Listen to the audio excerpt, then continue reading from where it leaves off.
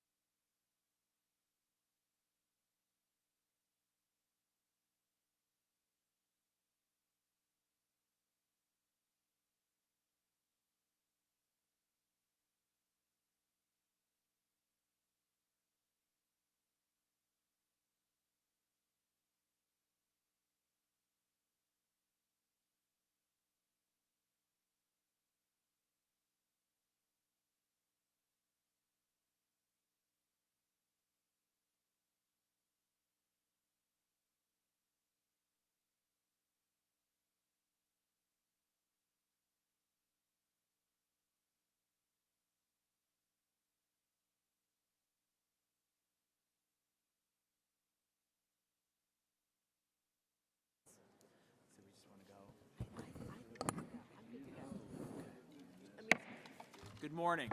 The committee will come to order. We meet today to consider the committee's legislative and oversight activities report for the first 17 months of the 112th Congress through May 31, 2012. Pursuant to House rules, each committee must report on its activities semi-annually. The committee's activity report sets forth the membership and organization of the committee, the oversight letter previously adopted, a summary of the committee's legislative and oversight activities as of May 31st, 2012, and a historical background of the committee. A copy of the report has been distributed ahead of time. As of May 31st, the committee held 77 days of hearings between the full committee and its 6 subcommittees, receiving testimony from 394 witnesses. The committee has also reported a total of 18 bills to the House, with 8 of those enacted into law. And with that, I will now recognize Mr. Levin for his opening statement. We concur in the report. Thank you, Mr. Levin. If there are no questions for staff, seeing none, I ask unanimous consent that the committee adopt the report on the legislative and oversight activities of the committee for the 112th Congress as of May 31st, 2012. Without objection, so ordered. I also ask unanimous consent that staff be authorized to make technical and conforming changes to the report. Without objection, so ordered. And further, without objection, members shall have 2 days to submit additional and dissenting views. And with no further business on the committee's agenda, this meeting is adjourned.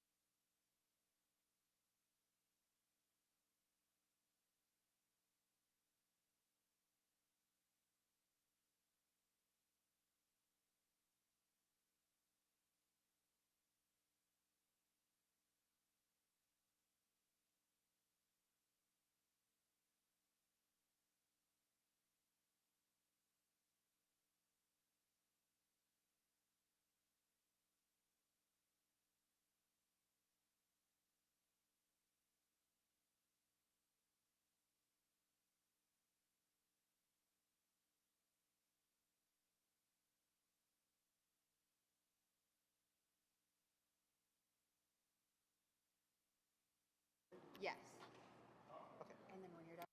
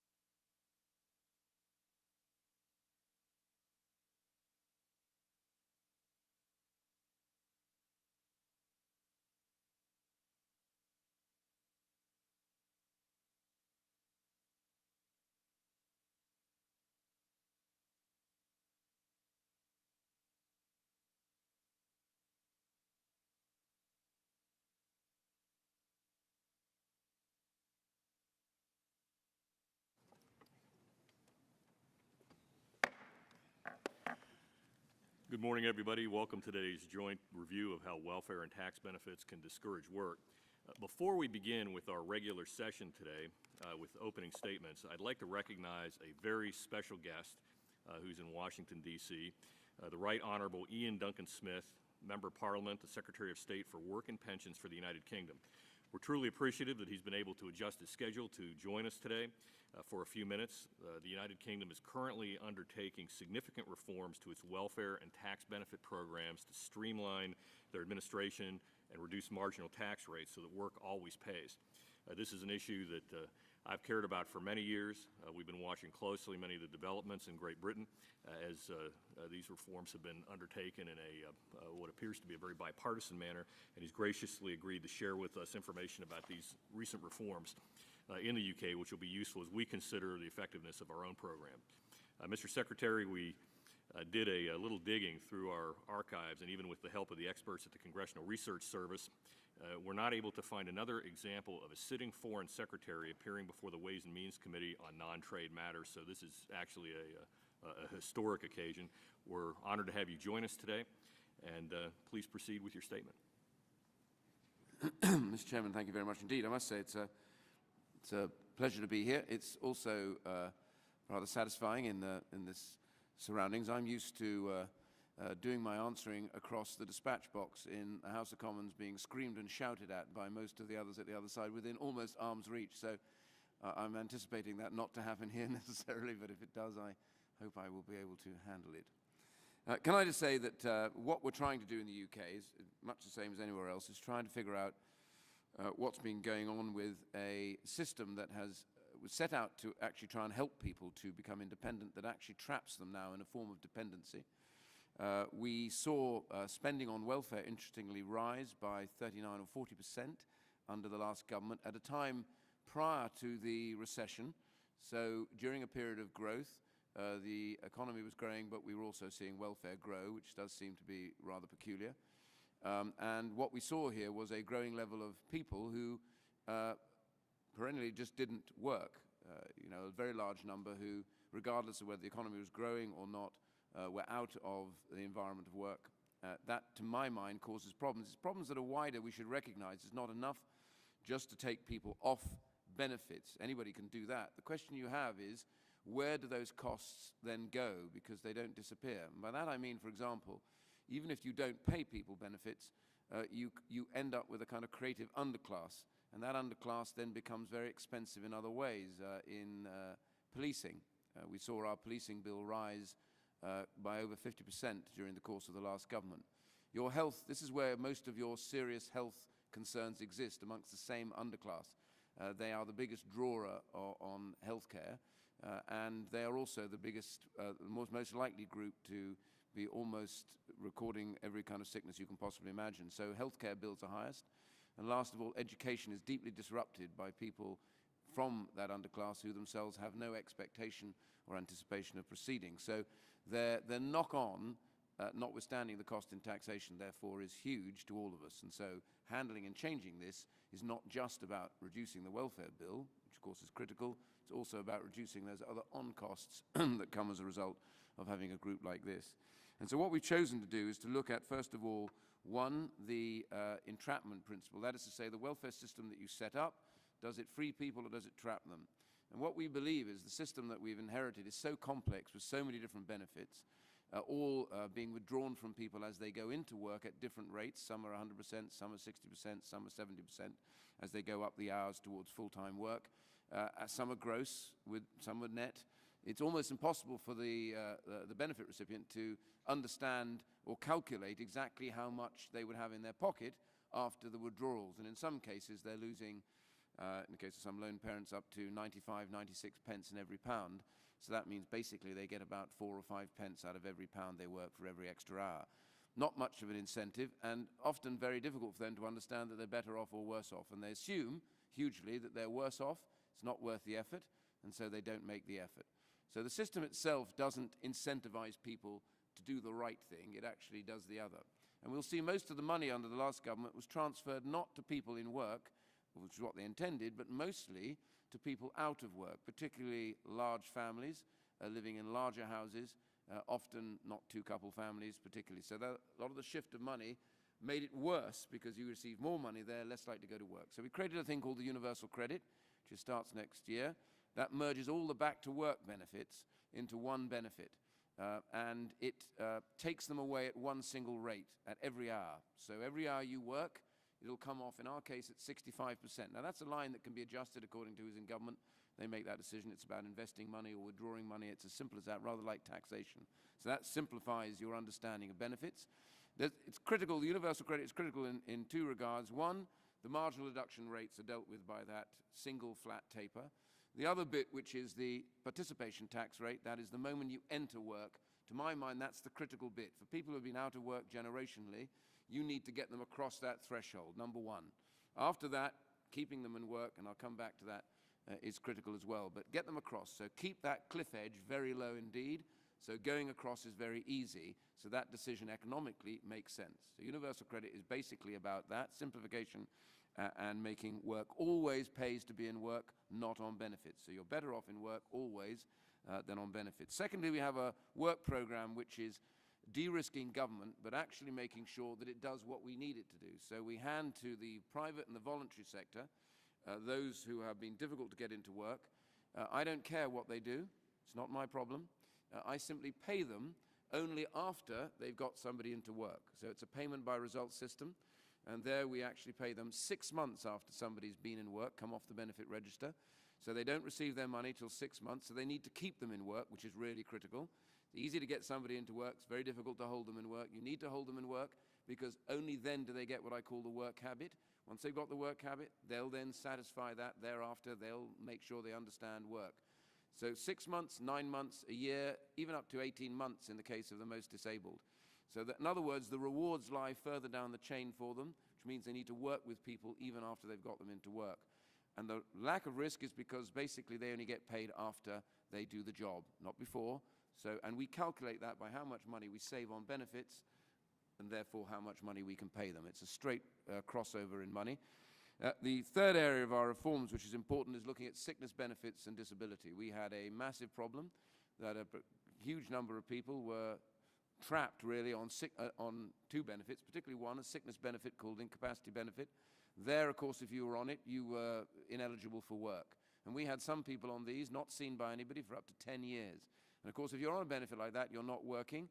You know, it doesn't take the brains of an incredibly intelligent individual to understand that if you had a problem, you certainly have a big problem 10 years later. So you get worse, not better. So what we've now done is we're reviewing all of those, moving them onto a new benefit, or moving them back to work. And the assessment is around about 10 or 11,000 cases a week. We're doing the stock right now, and we're finding something in the order of over a third of those are assessing that were not fit for work and now going straight back to work. They'll go to the work program. Just a bit more than that are going to the middle bit of this new benefit, which is you will be able to get to work, but you have some transitory problems. You might be in cancer treatment or something like that, but expectation is you'll be available for work. And the third group, of roughly about the same, about a third, is a group that actually you're not having expectations of work because you really are genuinely too sick. And then, of course, we will keep assessing people once they're on that other benefit every year to make sure that if they're getting better, now we can move them back to work. Whereas before, we never had a constant check on them. And the other one is a disability benefit, which is about your mobility and your care. We're reforming that because it got too wide, mostly through judicial review, of course, where the judges have sat on the appeals and widened the case law, really. So we're now tightening that back up now to make sure the benefit goes to those who really need the money. And that is not work-related. So in other words, you can receive that in or out of work. So now we can work with people to make sure that they get back to work and the most disabled are able to work, which is, after all, what they really want. They don't want to be trapped out of work. That's, in principle, there's a lot of other things, but those are the main things that we're doing.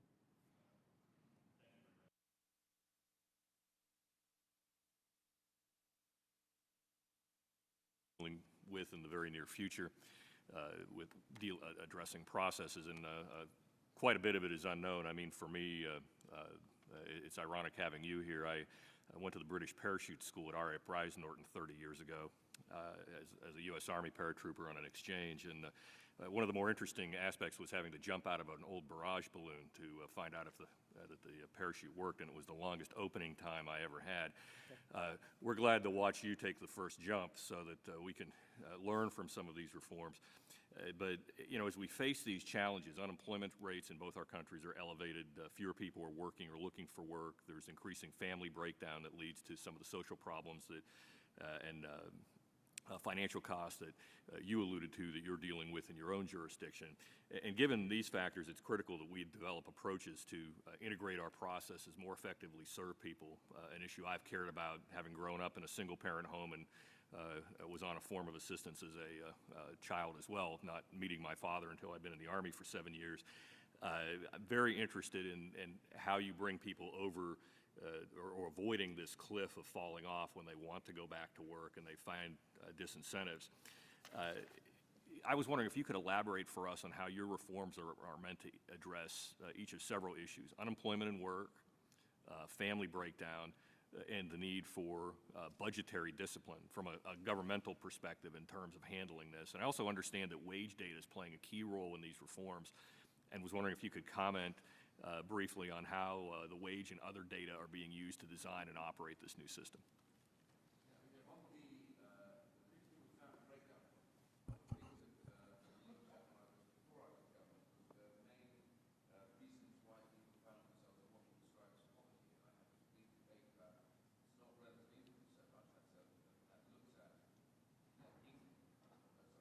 It's not relative income about poverty that's the key. It's what leads you to the position of being unable to earn money for yourself as a household.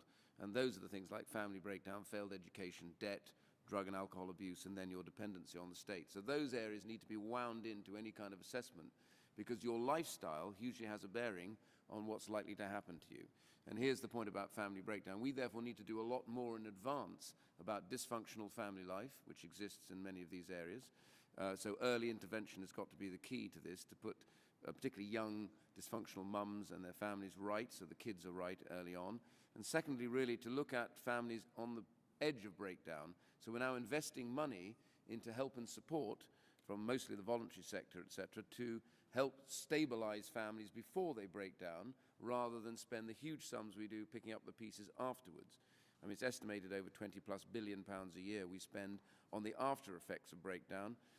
Whereas it's known, if you put a bit of money into this, you can restabilize families who are often on the edge but don't then break down, and the children will benefit. So that's a huge shift of where you put your money, to focus on solving breakdown rather than dealing with the after effects of it. On the issue about how the system works in terms of employment, the reality that we have here is that right now we know what the static levels are for benefit. So what we're simply saying is that as people go in from benefit into work, that the levels that they achieve in work for each hour should mean that their income is higher through that work process, and demonstrably higher than it is when they're on benefits. So the universal credit is interesting because, by and large, it shifts some of the money down to the bottom end, that is to say the early hours, because we think that going into work is the biggest issue, and then moving up the hours is the secondary issue. Important, you know, your marginal deduction rates. So the participation tax rate, that bit going in, you need to get that cliff edge right down so that they're always on an upward curve in income. And that starts literally at hour number 1. Now that will hugely benefit, for example, lone parents who we want to go to work because we think it's good for them and their children after a certain point, quite rightly, that their children realize work is part of life and a part of your future, and they see somebody from that household working. If it's a lone parent household, it has to be them. If it's a two-couple household, somebody else. So the early hours is really important because they may match that with some of their caring, but that needs to pay, and to keep them in work, that's important. So that's really how the economics of this work, which is as they get paid, the withdrawals are lower, particularly in the early set. And you do that by what I call disregards. So as they enter work, each category of person, a lone parent, will have an amount of their income disregarded before the taper. So they can earn so much. A very disabled person will have a bigger disregard than the taper. Someone who's able-bodied and young will have a very small disregard for the taper, and a lone parent will have a disregard slightly bigger than that, and then the taper. The taper's the same for everybody, but the disregard evaluates what your particular level of need is for you to actually make that income work for you.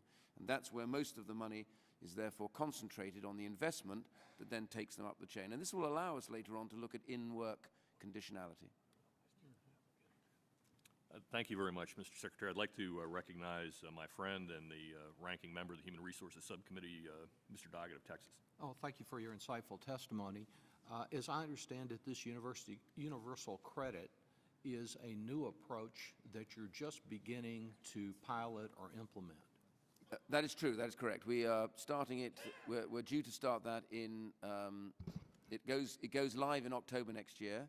We are building a new software system and everything else, and we're doing some early advanced work on it, starting at around about April next year in some key areas. Not trialing it, but running it out early in some key areas to see what the glitches are.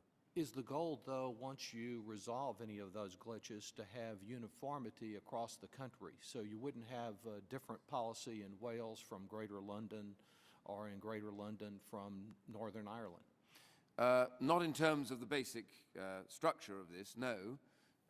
But how it's delivered later on, it could be a very localized delivery. It's not, right now we'll be doing it as a national delivery until it's bedded in, and then we're open for discussion about whether that could actually be localized to a much more local level. The key to this benefit, by the way, is that we also have to change the way we report on taxation. So alongside this is a big change to create what's called a real-time information system on our tax base. So now what happens is, because as someone goes to work under the present system, the tax authorities assume that they earn so much money because that's their prediction. We know in part-time work that hours change, so it's not the same. So you're expected as an individual to report your hours changed back to the authority so they can readjust your support through the tax credit as it exists at the moment. The problem is, you're coming from a group that really doesn't like authority very much, doesn't really understand it, and gets confused. You forget to do this. Some might deliberately not do it. Others forget. So they go on to pay you too much money over the year. At the end of the year, they turn around and say, oh, we've overpaid. Now we need to claw that money back. But of course, you're dealing with a group that spends every penny that you give them immediately.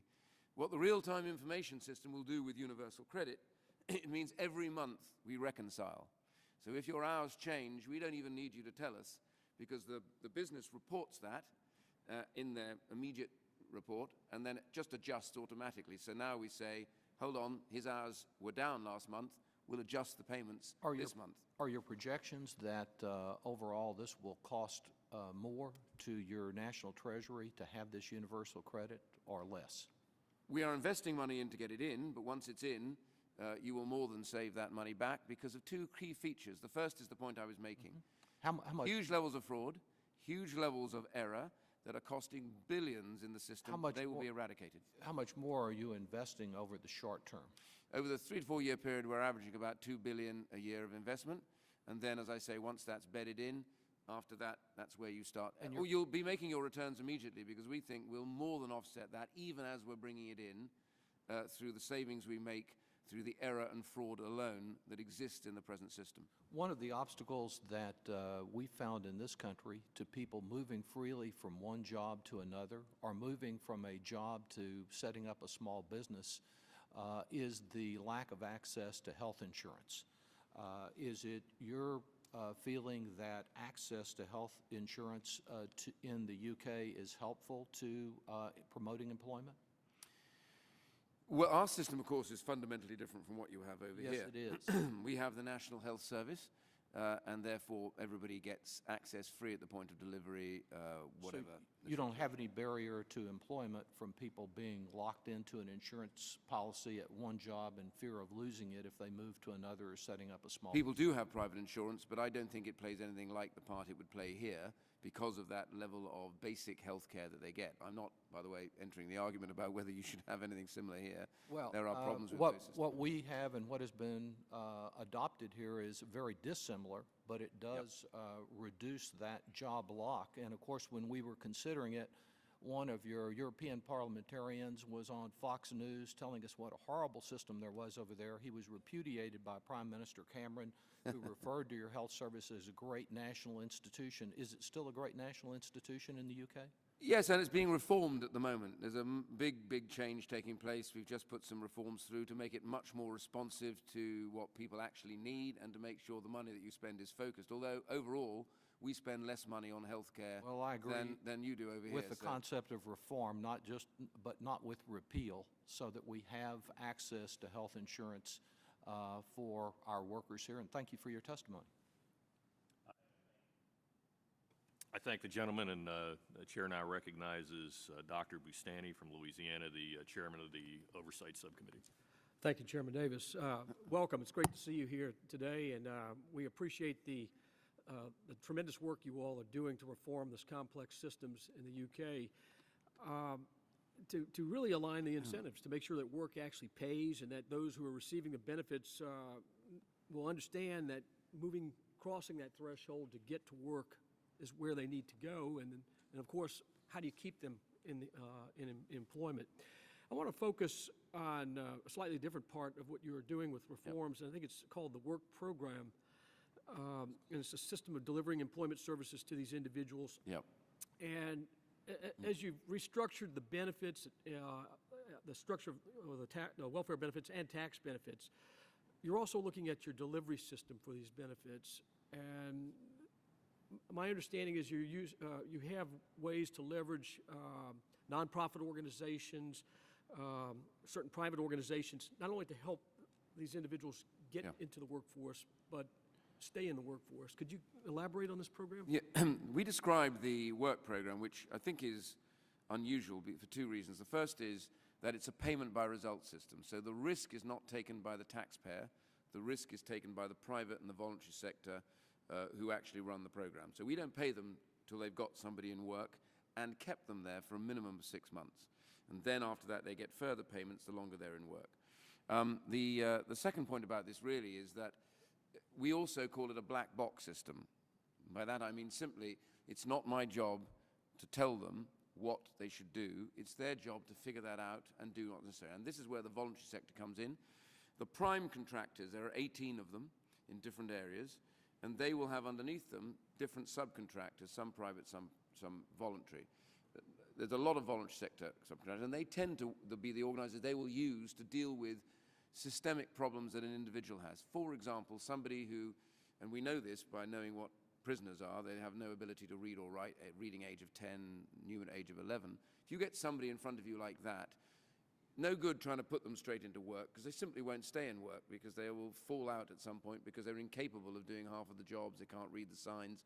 So what they will have to do is backload them very quickly to some organization, probably a voluntary sector organization that does remedial education work, enough to get them to the point where they can actually hold the job down, and then they take them through to work. So they have to invest a bit before they start to get them into work, get them paid. And that's how the process works.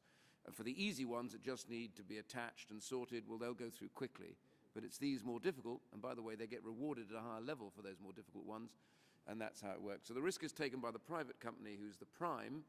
They don't flow the risk on down to the voluntary sector, so the voluntary sector get paid at a slightly lower level, but nonetheless, it all works for them in terms of their total reward. This was a big departure from past practice. Huge. It's a complete departure. In fact, I think it's the biggest anywhere in the world that I can be aware of where we're doing a payment by results program. It's now national, and we're not quite into the first year, and it's a 2-year program, and we have targets for them. And if one of the primes fails and doesn't achieve the results, then we will get rid of them, and somebody else will come in. So we keep the risk away from the taxpayer, very much on the provider, and in turn, it's in their interests not just to get them to work, and I think somebody else mentioned this, holding them in work. And that is the bit that's been missed by endless government agencies, which is you churn massively after about 7 or 8 weeks, because if they're not right for work, then they will not stay in work. And therefore, what happens is they churn out. It's very expensive then, because you're chasing them after that. Then they're less likely to go back to work later again, because they got scarred. So you need to, when you get them once, you've got to make it tell once. And so that means that the provider has to check on the individual who's at work constantly, see if they have any problems, and deal with them, and then hold them and talk to the employer if necessary to hold them in that job. Well, I thank you very much, and that's excellent work, and hopefully we'll continue to learn from the experience that you have there in the UK. I yield back, Mr. Chairman. Thank you. Chair now recognizes Mr. Neal from Massachusetts. Thank you, Mr. Chairman. Mr. Secretary, just to follow up a bit on what Mr. Doggett had to say, one of the reasons that data suggests that the Welfare Reform Act of '96 here worked was in some measure because we added a number of mitigating issues to the overall package, including job training, child care, and not to miss the point, people were able to keep their health insurance. And that had a profound impact on that flexibility that Mr. Doggett noted. Now, I'm not going to trespass into domestic politics in the UK, but I think that just having observed from 3,000 miles away, the Prime Minister, during his election cycle, he actually suggested a much more radical transformation of the healthcare system in the UK than he was actually able to deliver on. And I understand that because that's just the reality of what happens. But I think, as a follow-up to what Mr. Doggett pointed out, I think the Prime Minister probably discovered that the healthcare system in the UK was pretty popular. Is that a fair statement? Yes, again, you've got to understand, seen from the standpoint of the UK, that it's quite, on this area, is quite different from where you are here. There's no question the health service, because of its basic principle, which is that no matter what your means, you will always be able to get treatment at the point you need it without any request or requirement for money. So that is that is a big change. So that's ingrained in people's psyche, and it's a very emotional point to lots of people. So they're very wary if you play with that, because they don't want to see that shifted, so they would have to start having to fork out for treatment. So that's the big balance. But on your point about we are a coalition. So I'm in a coalition which is not wholly conservative. So we sometimes have to cut our cloth according to what we can do in parliamentary terms. Right. So, but the reforms, by and large, that we've got through will make a big difference to recentering where that decision-making should lie, much more with those who are responsible for the treatment, and also knowing how much that treatment costs and bearing down and understanding how that money is spent better. Good point. And let me flip that argument. Because one of the problems that we ran into in '96 was the suggestion, I think, that was fairly accurate, that for many people who were receiving public benefits, they stayed with health care through the Medicaid system. The problem in some measure was that two people conceivably living next door to each other, one who went to work every day and did not have health care benefits, came to resent the person who was receiving a public benefit and keeping the health care benefit. So those mitigating circumstances that I referenced earlier about a level of maintenance for health care, in your instance, seems to give you a little bit more room or flexibility in terms of experimenting. It possibly does. The only comment I'd make on that is we all, as politicians, make this argument that, I don't know where I'm going, but I know I wouldn't start from here, is always our biggest point. So dealing with our position as to where we are, we obviously don't have that issue about health treatment in the two houses living next door to us. But we do have issues around welfare, and that resentment in welfare is a big issue right now in the UK, where someone going to work on low and marginal income looks at the house next door with the curtains closed and realizes they're earning pretty much what they're already earning, but they're not working because they've got a larger family or because they're living in a larger house. So that resentment does exist. It tends to exist for us in the welfare system, and a lot of people in work are now deeply resentful of those who are not in work. And so this is where our cultural shift is rather than on healthcare. And lastly, this morning in Belfast, Martin McGuinness, who was an old friend of mine, and the Queen shook hands. And it's a lot of people like me to participate over 35 years in all these it'll never happen moments, to witness these huge changes. But as you noted in an earlier conversation that we had, there are still very stubborn elements, smaller in number year after year, who still are rejectionists. But as one who's very knowledgeable about the Shankill and the Falls Road in Belfast, the link between poverty and high rates of unemployment and violence, it was the best, I shouldn't say the best, but one of the best recruiting tools for the hardest men and women in those neighborhoods to organizations who saw destiny as never finding a common moment. Yes, my comment would be this, really. First of all, I was a soldier. I was in the Scots Guards many years ago. I served in Northern Ireland, in the Bogside, so I have first-hand memories of some of the violence. I've lost friends who've been killed in subsequent service in Northern Ireland. No one is happier than I am to see the possibility of peace in Northern Ireland. It's been a dreadful running sore in the United Kingdom for far too long. But you're right about the cocktail. It's a very peculiar cocktail in parts of Northern Ireland where you overlay deep deprivation, also alongside peculiar religious division, and a lot of residual violence. And some of those are still in place today when I visit some of those communities, and breaking those down is a very big job, but we're making strides towards that. But yes, hugely, obviously, deprivation has a part to play in that. Thank you. I thank the gentleman. Mr. Secretary, again, we thank you for taking time out of your busy schedule to come and share some of your experiences in the United Kingdom. We're going to continue to monitor closely and look forward to learn from what you're doing and continue this dialogue. Thank you again. Thank you, Mr. Chairman, for the opportunity.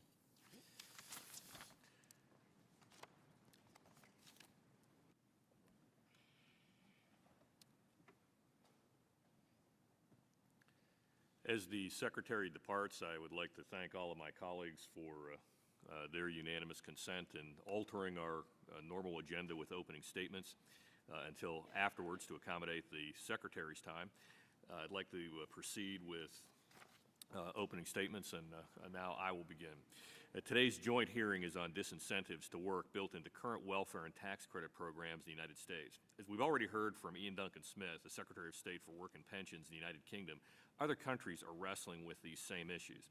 Secretary Duncan Smith's presentation, as well as the testimony of our witnesses today, will help us as we consider making changes on this side of the Atlantic as well. 2 weeks ago, when President Obama spoke in Cleveland, Ohio, on the state of the economy, he talked about his vision for how we need to provide ladders of opportunities for folks who aren't yet in the middle class. Today, we'll consider whether the multitude of current welfare programs and tax credit programs create effective ladders of opportunity or are missing important rungs by effectively discouraging work and higher earnings for millions of families. To explain this complicated topic, one of our witnesses, Dr. Clifford Tice, describes an income dead zone in which a family earning $40,000 per year is barely better off financially than a family not working at all, once all welfare benefits and tax credits are taken into account. Other experts like Harvard economist Greg Mankiw calls this phenomenon a poverty trap. He says the bottom line is if you're poor, the government is inadvertently ensuring that you have little incentive to try to improve your condition. What it really boils down to is this: when government benefits for low-income families end as their work and earnings increase, that discourages more work and earnings. The more benefits the government provides, the stronger the disincentive to work harder and earn more. Ironically, many of the programs in question, like TANF and child care in our human resources jurisdiction, are designed to alleviate poverty while promoting work. However, especially when combined with refundable tax credits that have grown rapidly in recent years, the collective weight of these programs can have an unintended side effect of discouraging harder work and higher earnings. This is not a new problem, but it's about to get a lot worse. The massive new health insurance subsidies under the Democrats' health care reform will expand this problem and extend its reach well into the middle class, affecting families earning up to $90,000 for a family of four.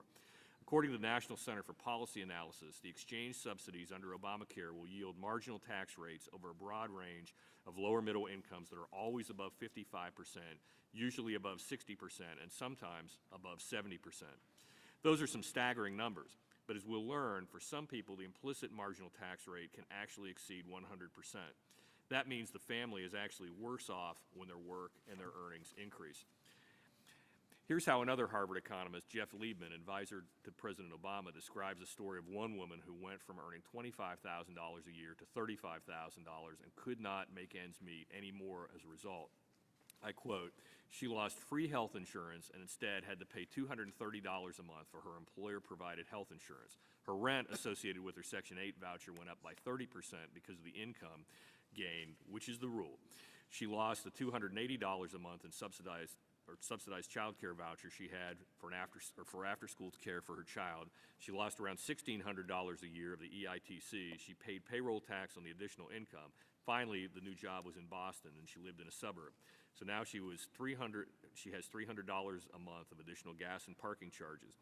She asked me if she could go back to earning $25,000. He estimated that the government imposed a 130% implicit marginal tax rate on her. We look forward to all of the witnesses' testimonies today, including possible solutions so Americans have more, not less, incentive to work and support their families. This is an issue I've personally wrestled with for many years, first as a volunteer before coming to Congress, and trying to find a way to build a bridge that would smooth this transition to work without creating a cliff, particularly for single-parent families that are trying to make a go of it and improve the quality of their lives. With that, I'd like to now turn it over to the ranking member of the Human Resources Subcommittee, Representative Lloyd Doggett. And would you care to make an opening statement? Yes, Mr. Chairman. Thank you very much for your courtesy. Certainly, if we can perfect our tax system so that it does more to reward work, we should do it. And if we can ferret out any abuse of existing preferences or tax credits that are not being properly used in accordance with the law, we should do that and should take corrective steps. But I must say respectfully that it's my belief that the focus of this hearing and the focus of the overall work this year, last year, of the Ways and Means Committee in this area is misdirected. Let's look at the facts. The richest 1/5 of Americans are reported to own 84% of the wealth of this country, while the bottom 40% are estimated to own about 3 or 4% of the wealth of this country. The Congressional Budget Office reports that over the last 3 decades, after-tax income for the top 1% soared by 277%, while 2/3 of the income gains from 2002 to 2007 flowed to the top 1% of households. The focus of this hearing is not on the 1,500 millionaires who paid 0 income tax in a recent year. It is not on those corporations who not only paid 0, such as in some years General Electric, Boeing, Wells Fargo, and in some cases actually received money back in credits from the government. It's not on the area where revenues are not flowing to our government. It's not on those at the top. It is all focused on whether those who have an ownership interest in 3% or less of our nation's wealth, whether they're getting too much. The overall concept of this hearing seems to follow closely the report last year of the House Republican Study Committee concerning the disincentives of our current system.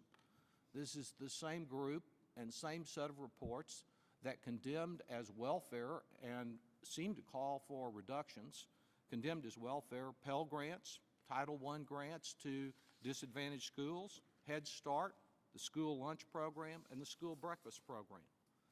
I believe that is a mischaracterization of those important initiatives that help those who are struggling to become part of the middle class and to share in the American dream, to help them advance, that it is wrong to continue to deny those opportunities. When a mother with a couple of children who lives in Austin or San Marcos or San Antonio leaves the welfare program for a full-time minimum wage job, the Earned Income Tax Credit and the Child Tax Credit are available to help her and other working families. That increases the value of her work in a significant way and is an incentive to advance. At the same period of time through the recent recession, there were reports by the Pew Research Center that Hispanics particularly represented the hardest hit by the recession, a 66% drop in wealth from 2005 to 2009, a widening of the gap in our country that has not been seen in the last quarter of a century during the time that data was collected. These are serious problems that need to be addressed to encourage and help people move into the middle class and to see that our nation has the revenues that it needs in order to sustain those programs. We need more focus on those real problems rather than on the small issue that is raised by today's hearing, and I yield back. I thank the gentleman. Now I'll turn to the chairman of the Ways and Means Subcommittee on Select Revenue Measures, Mr. Pat Tiberi. Thank you, Chairman Davis. Thank you for your leadership on this issue, and it's a real pleasure to have an opportunity to have a joint hearing with our subcommittees today. Providing an adequate safety net for Americans who have fallen on hard times, I believe, is a nonpartisan issue in this Congress. It's something that all of us believe in. As is making sure government does not stand in the way of Americans who want to work to achieve a better life and fulfill their American dream. I know firsthand for the need for a safety net. When I was in high school, my father, who immigrated to America with my mother with nothing, lost his job of 25 years, lost his pension, and our family lost our health care. At that time, I was thrown into the free and reduced lunch program in high school. Good news is my dad found a job, he was rewarded, and we went on being a family again. Today, what is dangerous with our tax code is that it appears that people, or the tax code is saying to people, to Americans who are down on their luck, who had a job loss, that they'll be penalized if they turn their luck around and are fortunate to find an opportunity of work. Comprehensive tax reform is a chance to solve this problem. In tax reform, we should ensure that low-income Americans are not punished through extraordinarily high implicit marginal rates. We should reduce complexity as well.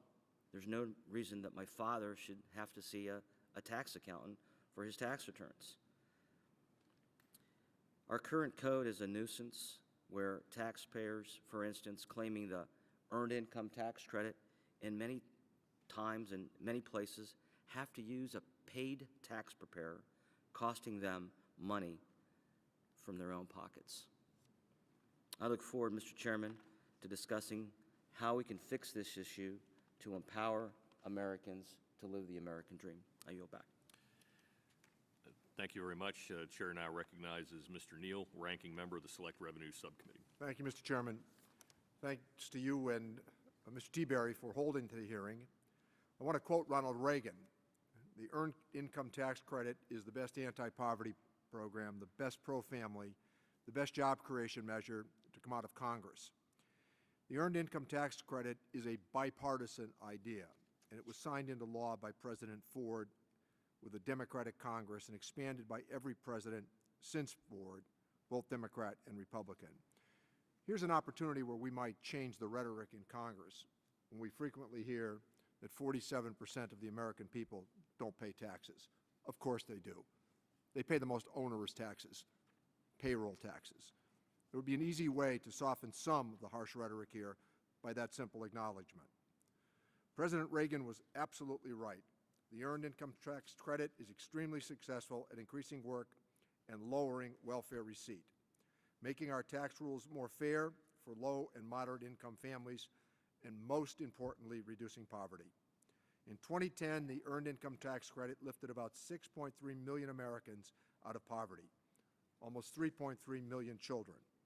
Without the Earned Income Tax Credit, the number of children living in poverty would have been 1/4 higher. Is it perfect? Of course it's not. There's no provision in our tax code that's perfect, and I'm open to working with my Republican friends and colleagues to strengthen the credit.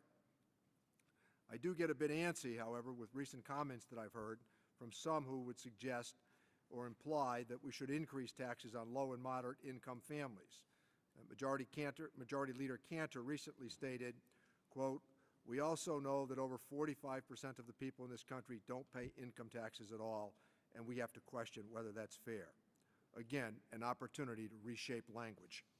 Majority Leader Cantor and I clearly have different definitions of the word fair. Some are calling for increasing taxes on the poor and moderate income Americans. At the same time, they're calling for lowering taxes on the wealthy. That's hardly fair. Republicans tell us that we can't increase taxes on the wealthy because of the negative impact on jobs.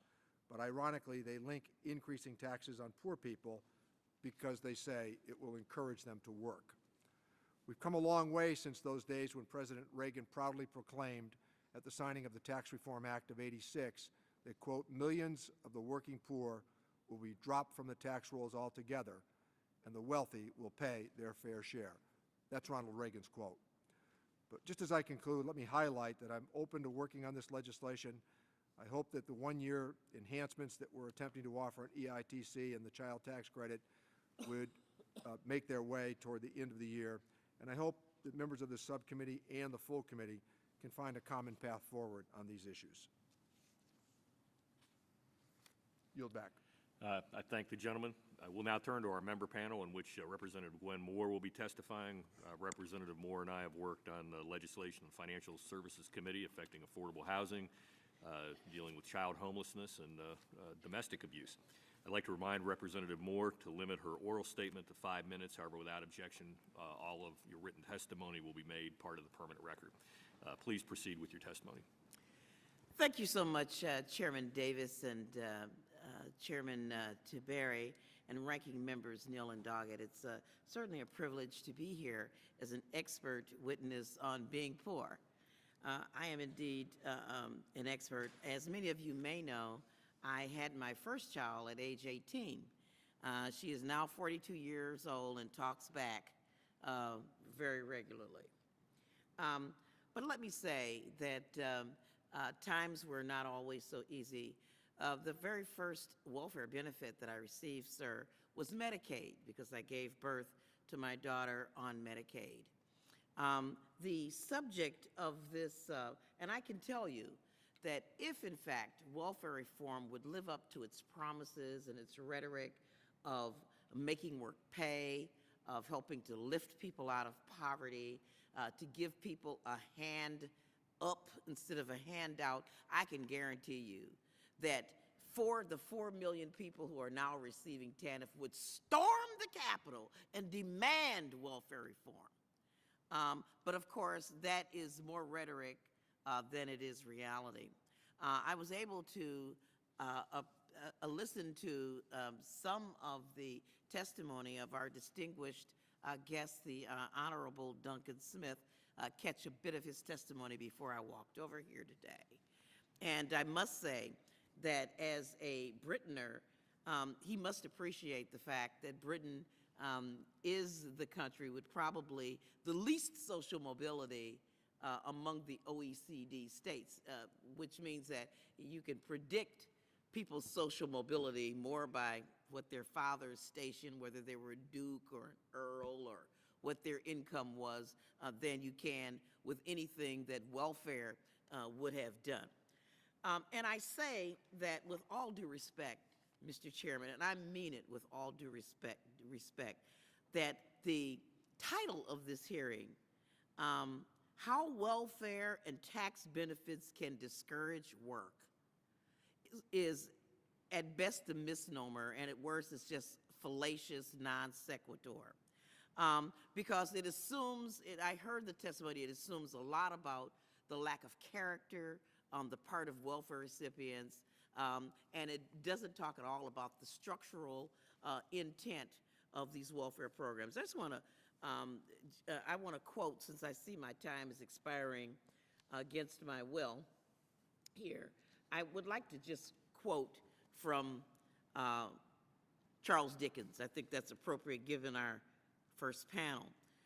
Spark Notes quote on Dickens. The theme of David Copperfield focuses on orphans, women, and the mentally disabled to show that exploitation, not pity or compassion, is the rule of an industrial society. So that when we look at the tax benefits, the marginal tax rates that people experience, it's because our benefits are not high enough to make work pay. I would submit, and I look forward to the question and answer period, I would submit that people don't work just for their self-esteem or for their dignity. They need to make enough money to be able to pay the rent, put a Barbie doll under the Christmas tree at Christmas. In my case, and I'm happy to share details of you with that, my daughter had her first asthma attack at age 4 days old. I could not afford to have a job that would have separated me from the Medicaid benefit that we had. And I once had a job and begged my supervisor not to give me a 50 cents an hour raise, lest I lose Title 20 daycare. I worked 80 miles away from my children, and as a person who survived childhood rape, I knew how important it was to have reliable daycare.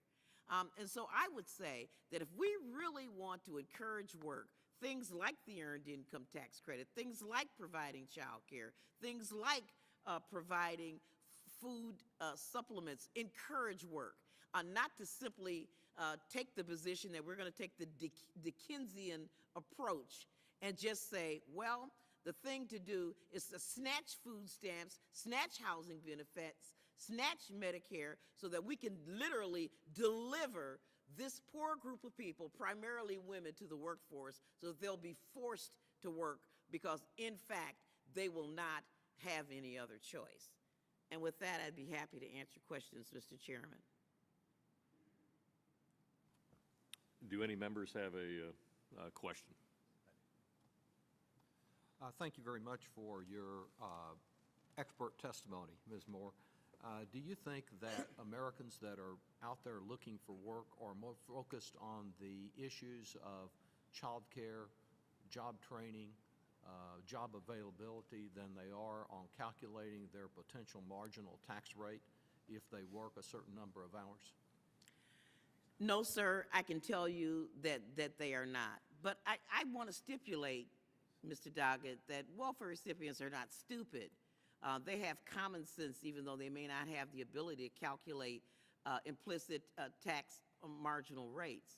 I can tell you that, you know, it's just common sense. Like what I learned as a parent of a 4-day-old child is that I had to have health care, so that I think I would have been very successful as a waitress, you know, because I love people, I love engaging them, but I would not have been able to afford to, as a 4-day-old parent, go work in a restaurant that didn't provide health care and risk at that time losing Medicaid. I couldn't afford to lose Medicaid. My daughter's 42 now and still has asthma. And I couldn't afford to lose Medicaid.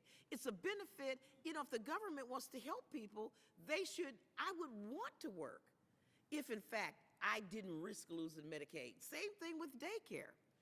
Just like I begged my employer, you know, it's not something that I calculated. My daycare provider told me that I was, that earning $17,000 a year with 3 kids, I was still poor, that I had, in fact, hit that marginal tax rate, and that if I earned any more, I was still poor. And so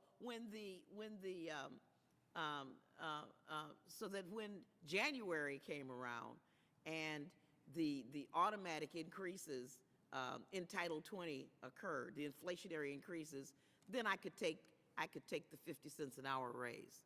So I want to stipulate to the fact that there are implicit marginal tax rates that people hit, but the conclusion that poor people are then gaming the system or you should just take the benefit away is fallacious. What it means is that the cost of daycare in 2012 terms, $1,000 a month, $1,500 a month, depending on the age of your child, is so great that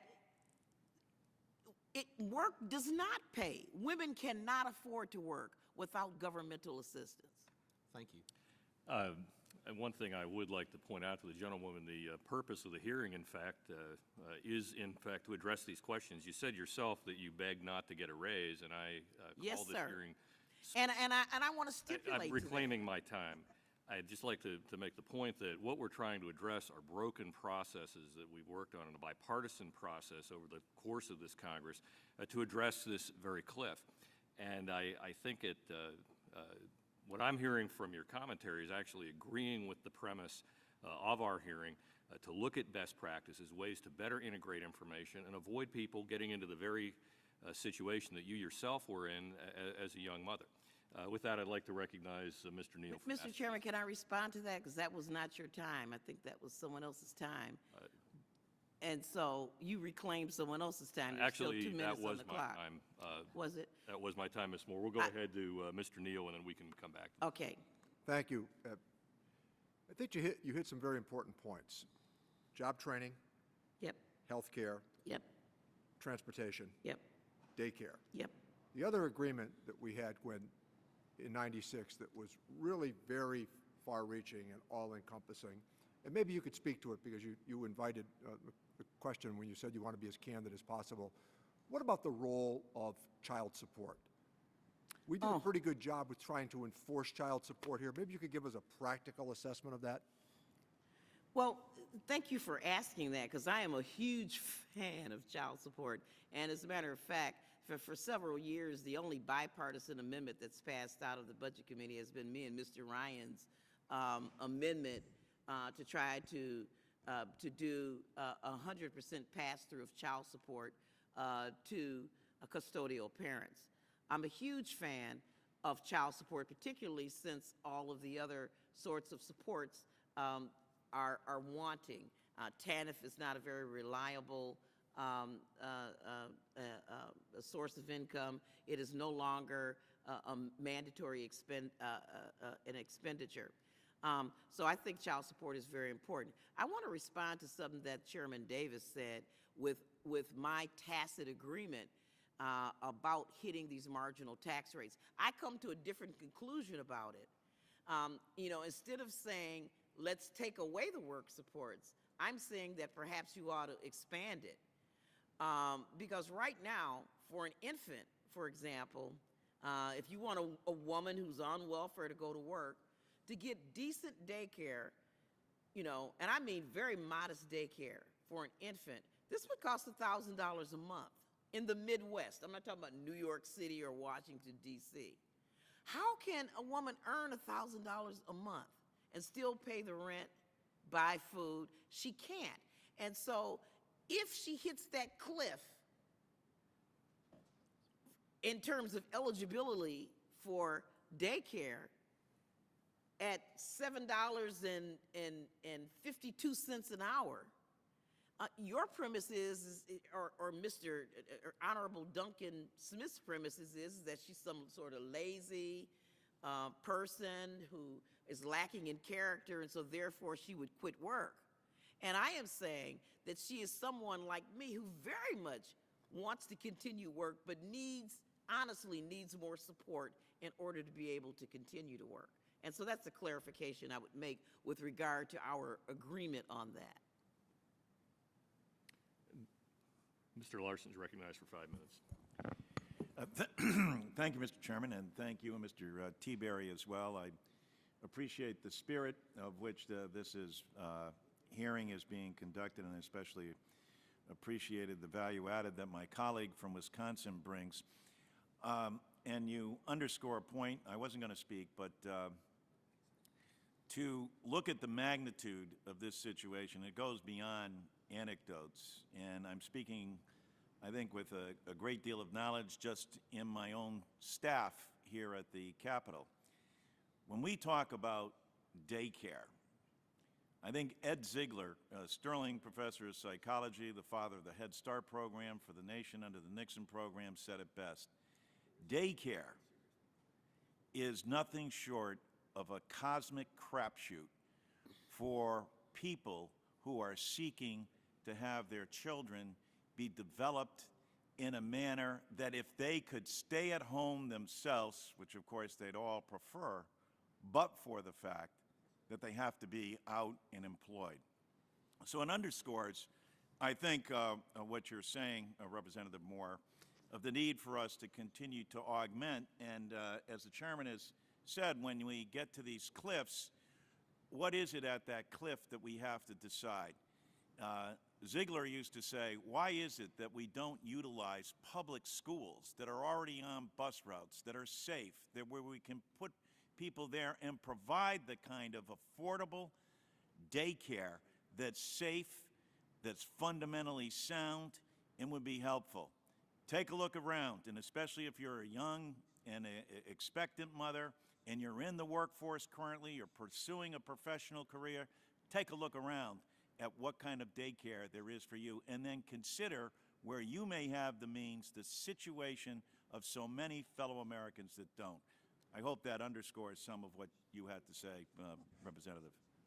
Well, thank you for that commentary, Representative Larson, because it is. I can tell you what the alternatives are to having $1,000 a month to pay for decent daycare. You know, you can have a loving mother or mother-in-law who will take care of your kids the 2 days of the week that she's not on dialysis.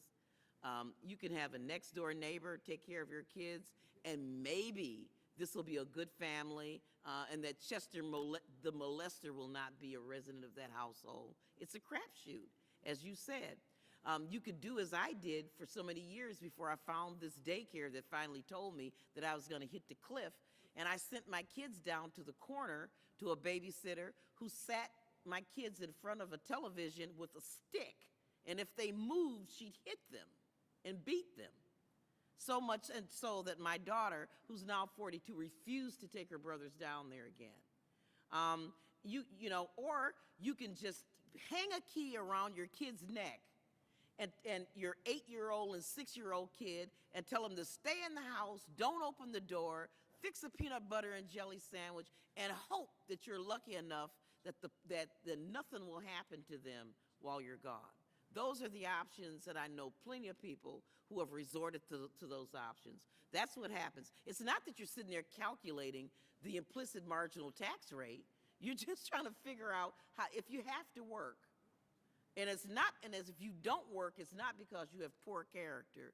It's because you cannot figure that out. You're not lucky enough to be able to figure that out. Yield back.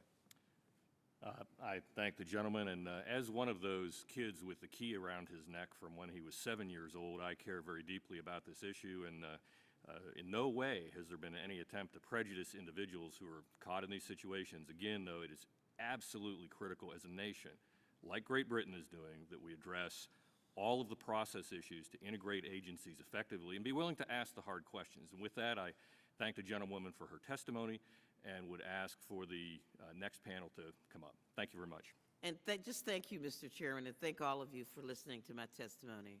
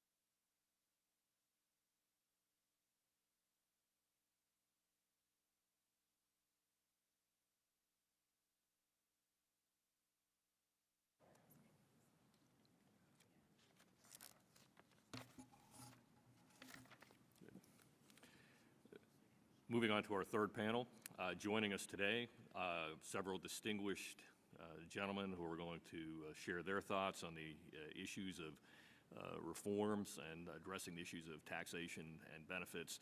Dr. Clifford Thies, PhD, Professor of Economics and Finance at Shenandoah University. Dr. Eugene Sterling, PhD, Senior Fellow, the Urban Institute. Dr. Jared Bernstein, PhD, Senior Fellow, the Center on Budget and Policy Priorities, and Dr. Ike Brannon, PhD, Director of Economic Policy and Congressional Relations, the American Action Forum.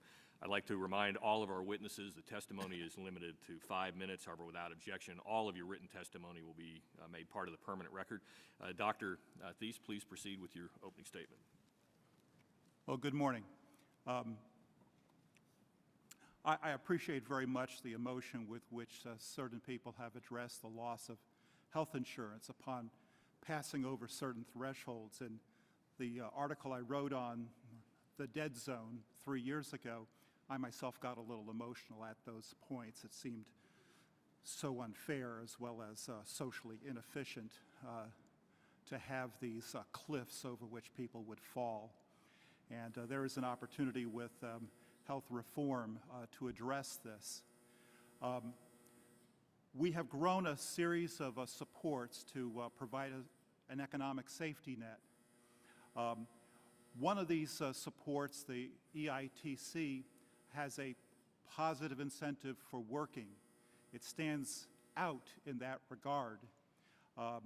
The impact it had in terms of increasing labor force participation was noticeable upon its enactment and upon its expansions. It does testify to the importance of these programs, and although it's anecdotal, there are lots and lots of anecdotes. Almost everybody knows these anecdotes of people who were making the calculations about whether working more was worthwhile. And these people are maybe sometimes are called gamers of the system. In truth, they are heroic often. My own mother, she would complain about not having health insurance and working. She said, prisoners get health care when they need it. I said, Mom, if you need, you can go rob the bank. Now, in Europe, they have health insurance, and it's paid for primarily by payroll taxes and sales taxes. And it has a much bigger apparent cost than our system does. Our system has a larger real cost in terms of the disincentive effect, in terms of keeping people in a certain status in society. Instead of moving from addressing security to moving to self-actualization in their work, instead of being engaged as their fully human person in terms of working with diligence and with judgment and with a degree of creativity in their work, they are trapped in a different strata and not participating fully with the rest of us in a free society. We should want a seamless transition from the place where we have the economic safety net to the place where we, most of us at least in our lifetime, certainly our children will be in their lifetime, in terms of acting as a free person, self-actualizing, associating with other people on the basis of a free association. Now, I was interested in the other calculations of the numbers. The actual implicit tax rate is somewhat problematic because of the cliffs that are involved. The EITC phases in and phases out. That's pretty easy to calculate, the implicit tax rate. But how do you handle something where you have a cliff, where you lose eligibility entirely, or the adults lose health insurance and then the children are still covered for a while and then they lose eligibility? So there is some art to making those calculations. I wondered whether I should update the calculations I had in my 2009 article for this presentation, but I, like everybody else, am waiting for the Supreme Court to speak on the issue of health care reform. And then also we have the problem of the payroll tax going up, of the federal income tax rate for the first bracket going up, and of the child tax care credit going down. So I thought, let me just have the same calculations I had several years ago. The point is pretty clear. When you consider income after taxes and plus benefits that you receive, that there isn't much incentive for a lot of our fellow Americans to work. The take-home net effect, maybe 50 cents for some, maybe as much as 100% for others. We should have a big, robust, positive, tangible effect for everybody in our system. This speaks to tax simplification and tax reform so that all pay their fair share. The focus today being that the poor not pay more than that fair share on the marginal dollar of productivity. And the payroll tax is a very big tax, and it's paid twice by the worker and by their employer. It is very large tax. Why do we have that tax when we're trying to help people? Now, if you look at an alternate measure of income for the purpose of calculating poverty, based not on the official income that we currently base our poverty rate on, but based on income after taxes plus benefits. At least for the state of Minnesota, the Urban Institute shows that you have about the same poverty rate. We push about as many people into poverty as we pull out. We pull the same people in and out, yo-yoing them in the process. Dr. Thies, could you sum up quickly so we could move on to? So we want to have an integrated approach with a robust incentive to work at every phase of the income distribution. Thank you very much. Dr. Sturley, you're recognized for 5 minutes. Members of the two subcommittees, thank you again for the opportunity to appear before you once again. As already noted, the nation's real tax system is very different than this tax system we know just by looking at direct statutory rates, such as the income tax and the Social Security tax. The implicit taxes that derive from phasing out various benefits in both expenditure and tax programs, I tend to call expenditure taxes because, like tax expenditures, they remain largely hidden from government and the public, and yet they actually are a major influence on behavior. These expenditures, I want to be clear, are a classic liberal conservative compromise. And Mr. Chairman, you commented earlier about needing to work together to solve this problem. One reason that one has to work together is because, in fact, it is a liberal conservative compromise that got us there, in the sense that liberals have favored these types of implicit taxes as a ways of increasing progressivity. Conservatives have embarked upon them as ways of saving on budget revenues, both of which are legitimate goals, but they have resulted in very, very high tax rates. And although low and moderate income households are especially affected and seem to be the subject mainly of this hearing, I remind you that you have these implicit taxes in the AMT and Pell Grants and in dozens, if not hundreds of programs, including most of the subsidies that are in the tax system. At the Urban Institute, we've done a lot of work on trying to calculate these taxes. The first graph that you actually see here on the screen is the same as in Figure 1B of my testimony. It shows close to the maximum benefits for which a single head of household and 2 children may be eligible, and then how they phase out as income increases. Rates are low or even negative up to about $10,000 to $15,000 of income. It's thereafter that they rise quickly. In the next figure that I'll be showing you, which is the same as Figure 3 of my testimony, I show the effective tax rate for a household as income rises from $10,000 to $40,000. Essentially, income and Social Security taxes take away about 30% of earnings, and then universally available programs. By universally, I mean they're available to all of us if we have children. There's no queues. These are items like EITC or SNAP. That raises the rate to about 55%. And for those households who happen to be into welfare programs such as TANF or get housing benefits, the rate can rise well above 80%. What used to be called a poverty trap has now moved to what Linda Giornorelli and I have called the twice poverty trap. That is, the high rates especially hit households who earn more than poverty level incomes. Many studies have attempted to show the effect of these rates on work, and the results are actually mixed. Work subsidies such as the EITC generally encourage labor force participation, but may tend to discourage work at higher income levels, particularly for second jobs in a family, moving to full-time work, or as I note in my testimony also, for marrying someone who has a job. Design matters greatly. For instance, Medicaid will discourage work among the disabled more than a subsidy system such as the health exchange subsidy that's in health reform. On the other hand, that health exchange subsidy will discourage work for older people who are encouraged to retire earlier. For the same amount of cash, a major conclusion is that a program that requires work will indeed lead to more work than one that does not. In that regard, the Earned Income Credit and welfare reform have done better on the work front than did AFDC. Other consequences need examining.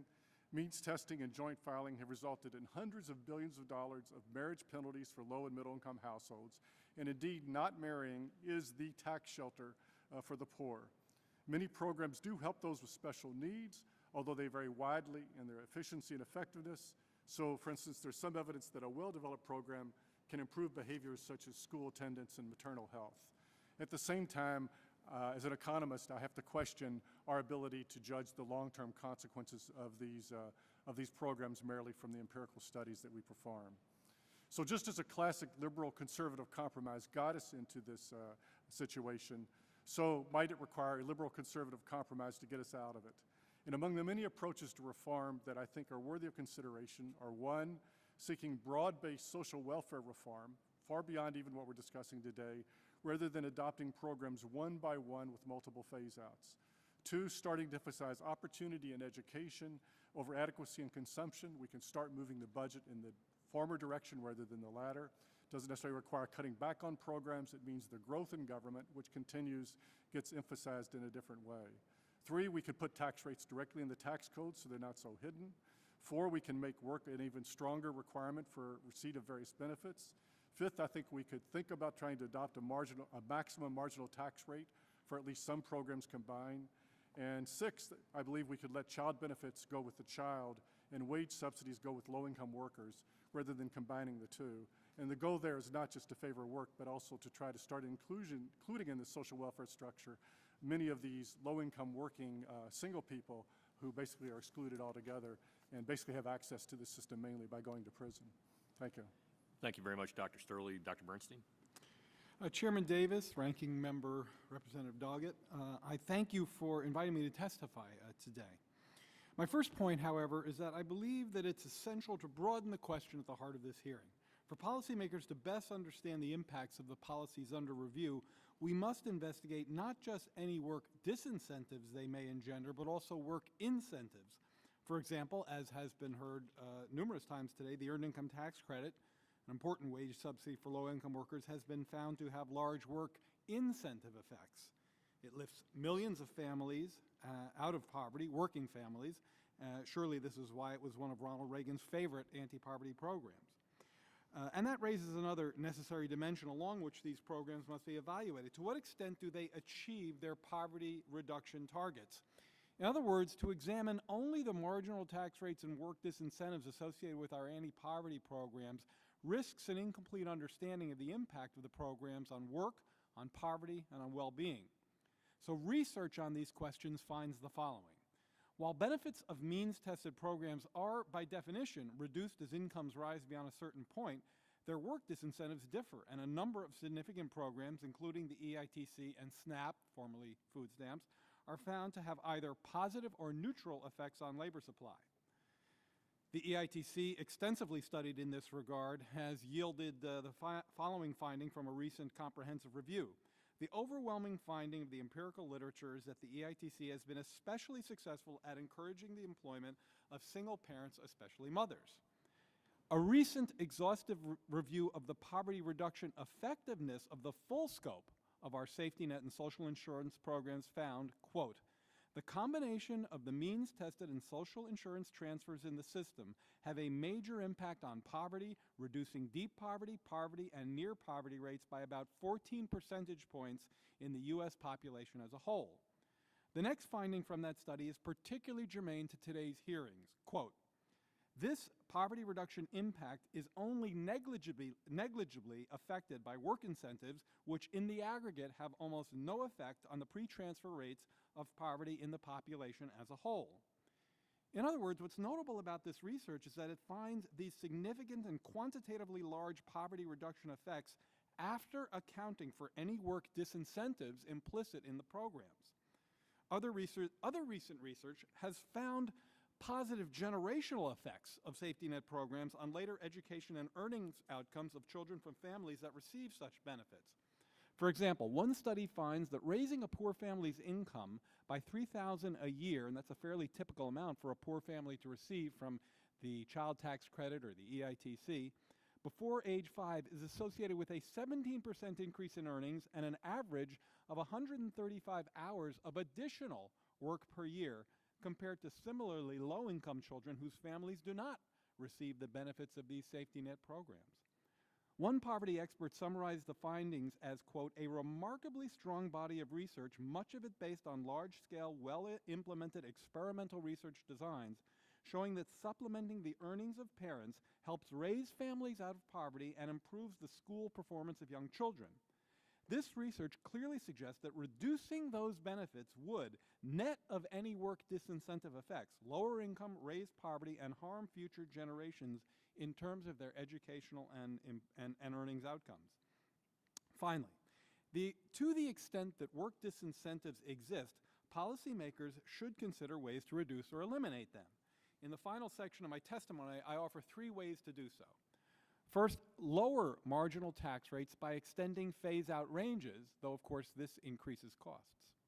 Provide work supports, such as childcare and transportation assistance. And third, increase the number of jobs available to low-income workers through demand-side policies. Given the persistent weakness in the low-wage labor market in recent years, I want to be sure to stress the importance of this last point. Research over the last few decades has shown that the most effective work incentives for working-age members of low-income families are tight labor markets with rising pre-tax wages. In this regard, policies such as the job creation measures in President Obama's American Jobs Act will prove far more effective in incentivizing work than lowering marginal tax rates on safety net benefits. Conversely, it would be a significant policy mistake to require recipients of benefits to work without first ensuring adequate job availability.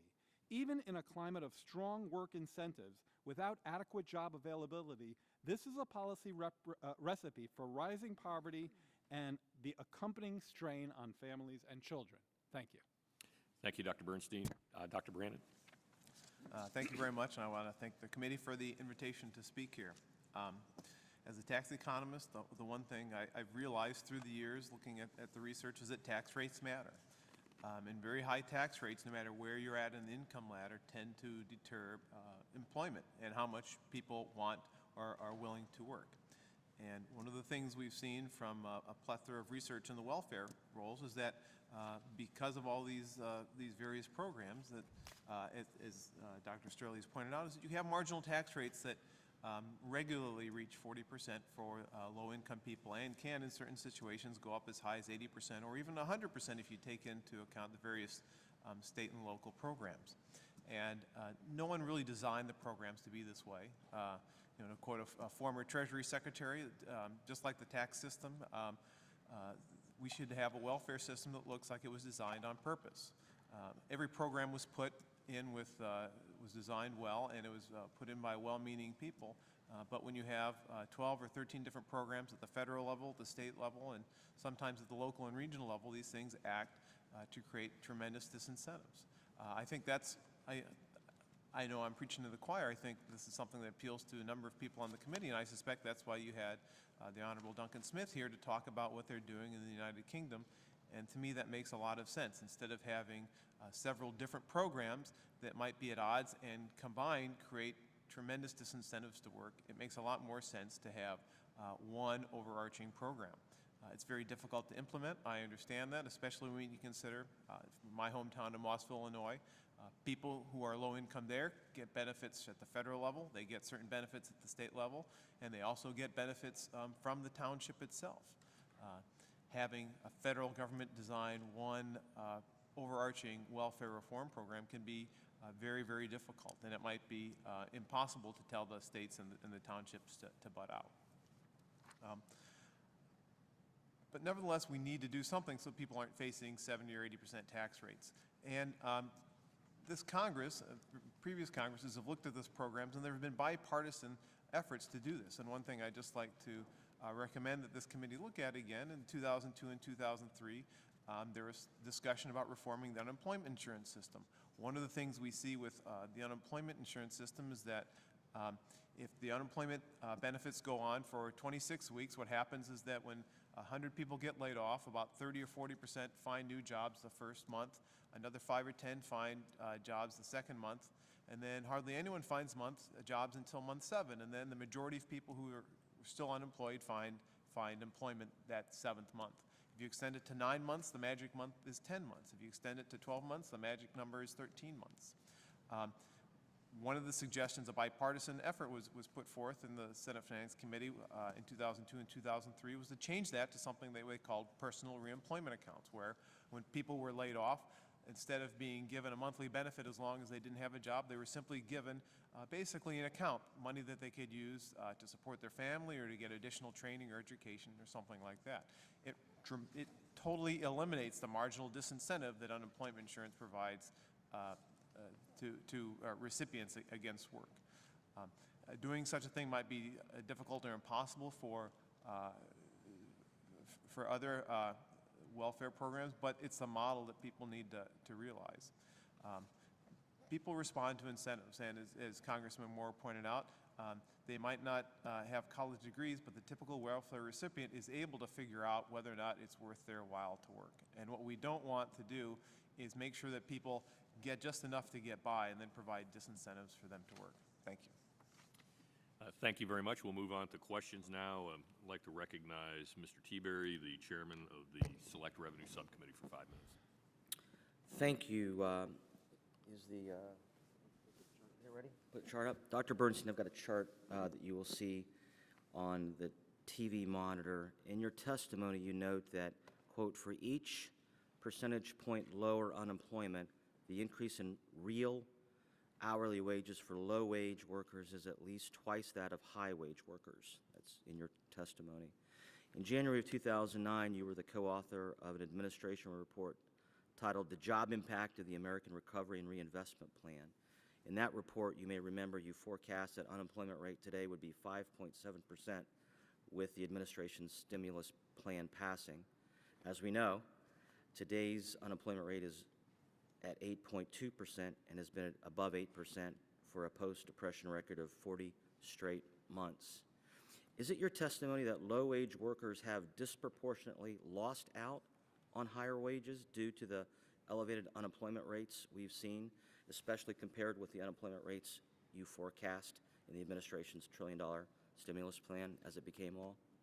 Yes, I think the research is very clear on this. As I cited in my testimony, the wages of low-wage workers are, in economics terms, more elastic to the unemployment rate than wages of higher income workers. And in fact, their unemployment rates are higher as well. So what happened? Well, you're asking about the forecast? Yeah. Okay. Clearly a different topic than marginal tax rates on safety net programs. When we, that was the administration forecast for unemployment. That's the same one that shows up in the administration's first budget. It's the forecast of what's called the Troika, OMB, Council of Economic Advisors, and the Treasury. That forecast was made by an incoming administration that was just forming in the fourth quarter of 2008. At that time, unbeknownst to us, the economy was cratering. GDP was falling at a rate of almost 9%. Now, if you look at the statistics from that time, as we did, it looked like the economy, that the recession was far, far more mild than that. And that's why the forecast for unemployment that you saw was actually the median forecast of all the professional forecasters at the time. You're absolutely right in that we missed the depth and severity, but so did almost everyone else. Okay. I will say that once the Recovery Act was implemented, it was a matter of 2 quarters later. By the third quarter of 2009, GDP was rising again. And I think that's a real mark of how successful it was in breaking the back of the Great Recession, albeit the unemployment rate continued to rise. Thank you. Dr. Brandon, you testified on the additional work penalty that the new exchange subsidies provided by Obamacare would create. I'd like to highlight the fact that these subsidies also impose a marriage penalty through the tax code. And that's because they key off of federal poverty guidelines. And under federal poverty guidelines, the poverty level, let's say for a family of 2, is at 135% of poverty level for a single individual rather than double. That means that, for example, 2 single individuals earning $22,000 a year would lose about $1,400 a year in subsidies if they became married in one household, earning $44,000 rather than $22,000 each. Can you expand on that? Well, the major problem with the Affordable Care Act in terms of how it's increasing the marginal tax rates in general is that it provides a subsidy to people who are to go to the exchange and buy health insurance if they're below the poverty rate. And then the phase out is relatively steep in order to contain costs. And so research that my boss, Doug Holtzik, and Alex Brill did on the subject basically laid out The marginal tax rates for certain individuals will go up anywhere from 5 percentage points to 10 percentage points based on the phase-out of the subsidies to the exchange associated with the Affordable Care Act. Even on the lower end? Even on the lower end. So this impacts low-income individuals at the lower marginal rates, and not just in this area of the tax code? That's right. Thank you. Now you're back. Thank you. The chair now recognizes Mr. Doggett for 5 minutes. Thank you, Mr. Chairman. Do each of our witnesses agree that it is important to maintain in its current form the Earned Income Tax Credit? Yes. The positive part, yes. I would like, if it was possible, to eliminate the phase-out or blend that into the tax code. And I would actually expand it to try to figure out ways to include single people. And by the way, I would do it as a substitute for the type of Social Security tax break that I believe is both on Keynesian and supply-side grounds a weaker incentive for recovery than could be some expansion of the earned income credit that could be cheaper. Thank you. I would just add that the expansions that Congress supported to the EITC in the Recovery Act have proven to be extremely helpful in all of the ways you've heard this morning, and I would try to ensure that those expansions remain a permanent part of the program.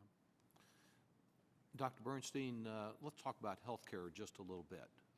If I have a high-tech employee in Austin who has a great idea for a startup, but a family of children with serious illnesses, it is an informed decision for that person to stay with their group health insurance rather than go out and benefit society, perhaps by creating a tech startup. Similarly, if I have a poor person who can qualify, and in Texas it's very difficult because the state under Governor Perry is mainly about trying to prevent anyone from getting health care. But if they manage to qualify for benefits in the state of Texas for health care with a sick family, and they choose not to seek a higher wage job in order to maintain that eligibility for Medicaid, that also would appear to be not an indication of a lack of willingness to work, but of an informed decision to try to provide health care protection. We attempted to respond to both types of informed decisions with the Affordable Health Care Act.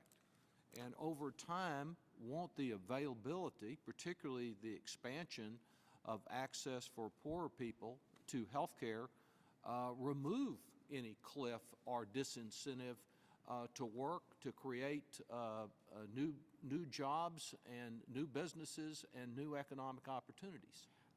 Yes, Congressman, I think you're adding precisely the kind of nuance that I try to reflect in my testimony, which must be brought to these criticisms by my colleagues here on the panel of the implicit tax rates in the Affordable Care Act. There's a lot of moving parts. You just mentioned a number of them. One of the most important is that the Affordable Care Act expands Medicaid, therefore pushing out and lowering any marginal tax rates or work disincentives associated with that program quite significantly. And one of the studies that I brought with me today simulates this impact and predicts that the Affordable Care Act, accounting for the disincentives you heard here, but the incentives that I just mentioned, would actually significantly increase the employment of single mothers. The ACA, Affordable Care Act, also reduces job lock, which is what you mentioned. That's a highly inefficient problem for people stuck in the wrong job because they'll lose coverage if they leave. It increases subsidies to small business. And by the way, if it successfully lowers health costs as expected, that will, of course, be very positive for job creation as well. I think what I tried to express in my testimony is that you simply can't do what some of my colleagues have done today, which is look at the marginal tax rates and assume that they reduce labor supply. You have to get into the actual functioning of these programs and look at the empirical outcomes. Now, we can't do that with the ACA yet because it's not in place. With one exception, Massachusetts. Massachusetts has a health plan much like the Affordable Care Act. And there's a very nice study that looks at the employment effects of health reform in Massachusetts compared to neighboring states which face the same economic conditions but don't have that health care difference, and it finds no employment effects at all. So I would be very wary of the simple prediction that says if a tax rate bumps up X, it must have Y effect, without considering the kinds of nuances that I think occur in the real world. Thank you very much. I yield back. Thank you. The gentleman's time has expired. Mr. Marchand from Texas is recognized for 5 minutes. Thank you, Mr. Chairman. Mr. Sturley, Dr. Sturley, economists and researchers have noted for decades that the interaction between welfare and tax benefits can create little incentive for low-income families to work. Is that still pretty much the consensus among economists? Well, I tried to point out in my testimony, I think what has happened over the last 2 or 3 decades is we've moved out what used to be called a poverty trap to what I now call the twice poverty trap. So Dr. Bernstein is right that if you actually ask about what those reforms have done, they've actually probably increased labor force participation. What the research is showing is that although it's increased labor force participation, and particularly for, say, welfare mothers who didn't work, that is, the incentive can only be positive going from a welfare to an earned income credit, or going from welfare to a welfare where you require work. The incentive is only positive towards participating in the labor force. What has happened, however, is once you earn a little bit of money, once you get to about $10,000 or $15,000, that's now when the disincentives largely strike. And so that's also one reason why we get mixed effects on how you're measuring work. You know, there's also something we haven't even discussed, which is you could actually decrease productivity but increase number of workers. You know, so if a second earner doesn't take a job at $40,000, but a full-time job, but a couple low-income workers work for 10 hours, you've increased labor force participation, yet you've decreased output. So I realize I'm giving you sort of a more complicated message, but the disincentives have basically moved up the income distribution. The same thing occurs with the Affordable Care Act that we were just discussing. Is you've moved away from this disincentive of Medicaid. Now you've moved a disincentive higher in the income distribution. So I pointed out in my testimony, for instance, that the Affordable Care Act probably will very much help the disabled to go to work who are afraid of losing their Medicaid, but it's probably going to encourage more elderly people near to retirement to retire because now they can get health care without having to retire. So it's a complicated message. High tax rates do discourage work, but the question is how much and for whom, and is this particular design, once you accept a social welfare structure, better than some other design? Another part of the testimony of Secretary Smith was that they had seen some disparity in those that are disabled. And as you know, in our system now, we have, over the last few years, we have almost 700,000 more people on our disability rolls than we did before the recession. So I'd like each of you to make a comment about whether you think this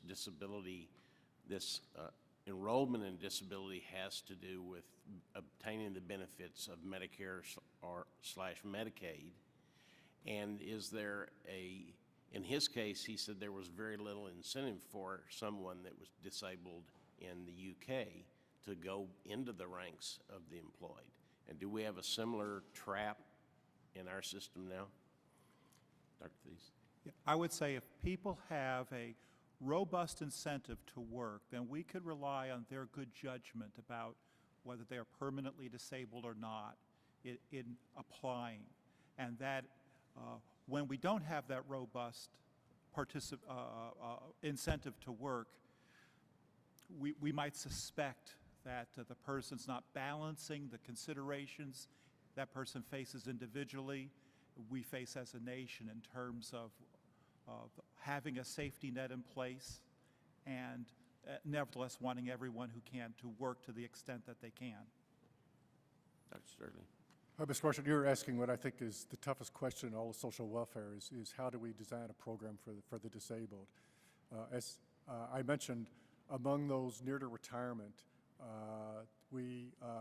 disability insurance, for instance, favors retiring on disability over old age insurance. If you retire at disability at 62, you get 30% higher benefits than if you retire on old age insurance. So it creates that type of incentive simply to,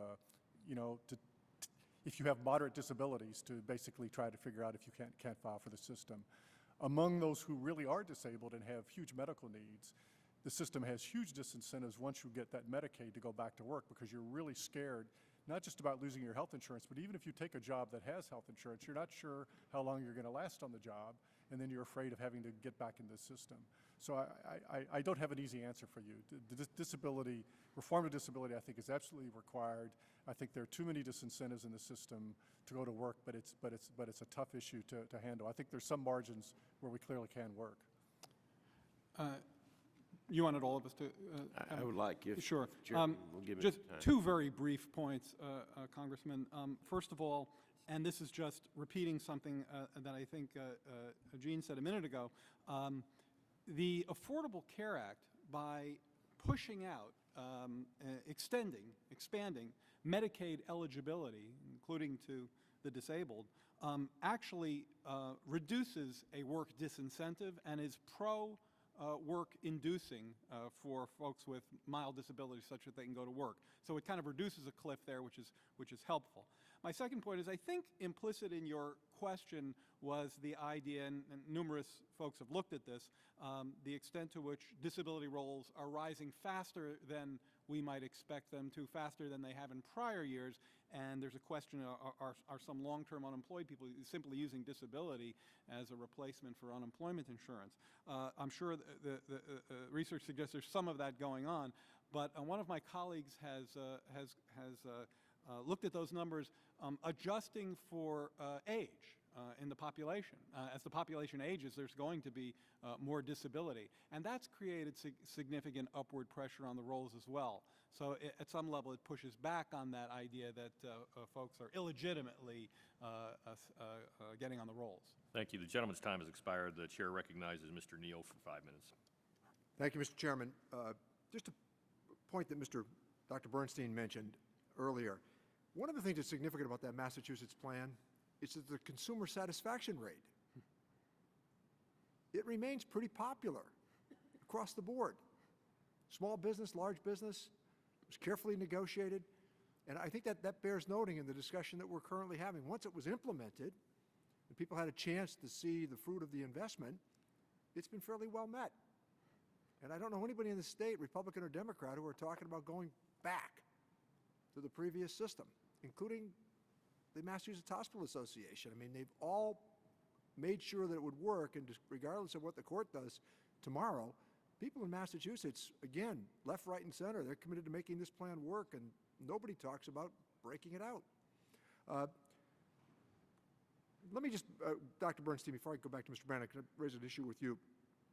I spoke earlier of one of the things that we did in '96 with the welfare reform bill, which in the end was a series of artful compromises. We did talk about job training, transportation incentives, child care, and daycare, but also one of the things that was very, very important, and it was done on a bipartisan basis, was the whole notion of child support. Would you speak about that experience, because I think it bears noting as we go forward? I will. If I may comment on your Massachusetts health insurance comment first. Creating, the Council of Economic Advisors did a study when I was back at the White House, and they looked at the impact of the Affordable Care Act on businesses, small and large. And they wrote as follows: creating a well-functioning insurance market also prevents an inefficient allocation of labor away from small firms by leveling the playing field among firms of all sizes in competing for talented workers in the labor market, which is a complicated way of saying what you said very plainly, which is that since large firms are much more likely to offer comprehensive health insurance for their workers, a system like the one we have today outside of Massachusetts gives them an advantage and a disadvantage from the worker's perspective in terms of job lock. If you have a more comprehensive system, as the Affordable Care Act would present, small firms are then lose that competitive disadvantage to large firms in competing for talented workers.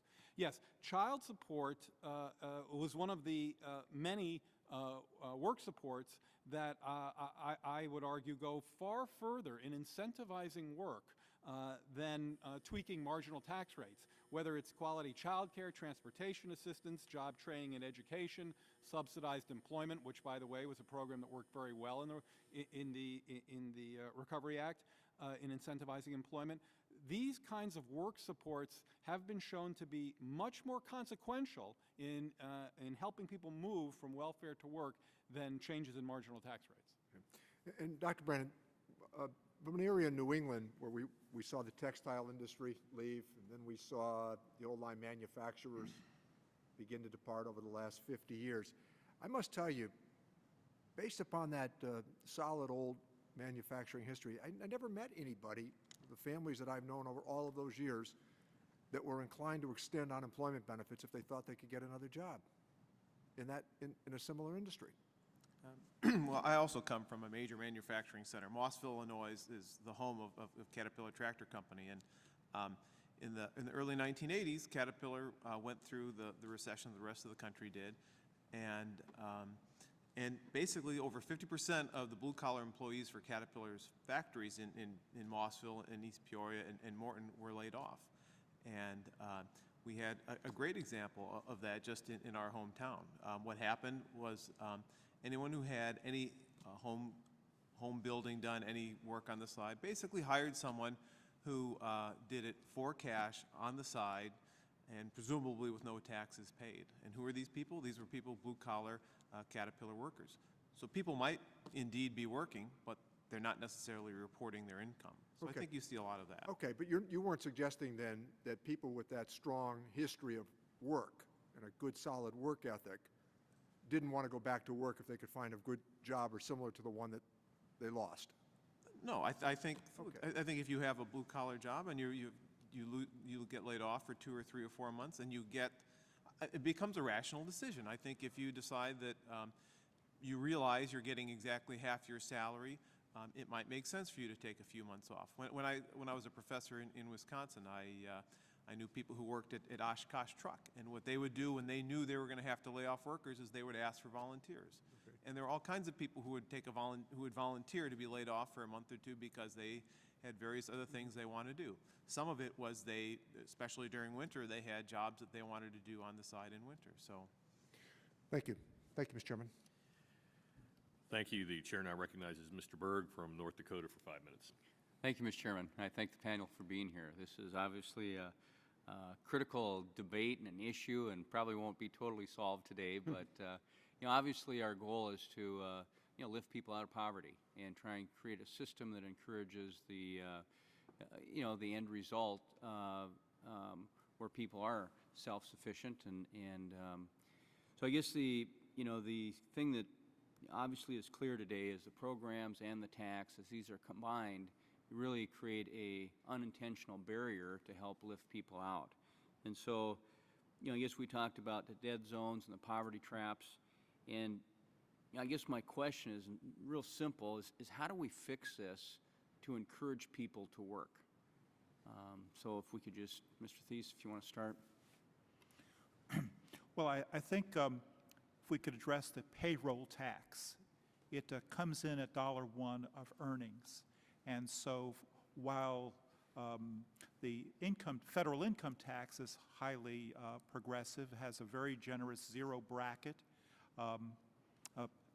the working people of low income and moderate income of today are paying much higher taxes than did people during the 1960s when the payroll tax was 4% and the employer matched that. Mr. Berg, actually, my first comment reflects the previous discussion on unemployment compensation and on disability. There is some evidence, and I think all the members of this panel agree, that if you design a program so you have quicker early intervention, it seems to make a lot of difference, because in some cases for the unemployed and the disabled, it's the habits that are developed in these periods of unemployment and disability that continue. And so there's some proposals around that are trying to figure out ways to put more incentives to employers, for instance, to try to do this. So that's one area we could work. I mentioned a lot of other relative shifts I think we can make. I think once we agree we're going to have a social welfare structure, we're going to have this issue. The issue's not going to go away.